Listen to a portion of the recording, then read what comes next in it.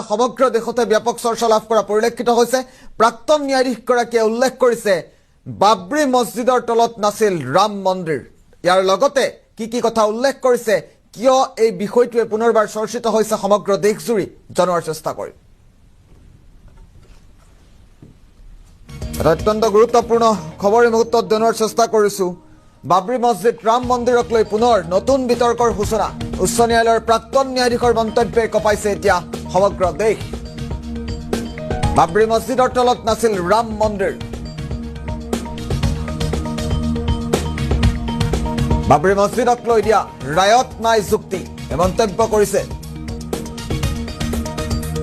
উচ্চ ন্যায়ালয়ৰ ৰায়দানক লৈ অসন্তুষ্টি প্ৰকাশ প্ৰাক্তন ন্যায়াধীশৰ। স্পষ্টভাৱে RF নৰিমনৰ বিৰোধিতা। ধৰ্ম নিৰপেক্ষতাৰ আধাৰত ৰায়দান নোহোৱাৰ অভিযোগ উত্থাপন কৰিছে প্ৰাক্তন ন্যায়াধীশগৰাকীয়ে।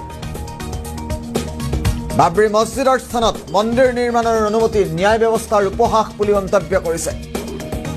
অত্যন্ত গুৰুত্বপূৰ্ণ খবৰ। পূৰ্বে বাবৰি মছজিদৰ তলত মন্দিৰ নথকাৰ কথা উচ্চতম ন্যায়ালয়ে মানি লৈছিল।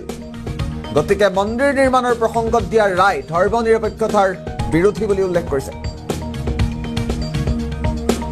একে গোচৰতে বিজেপিৰ জ্যেষ্ঠ নেতাসকলক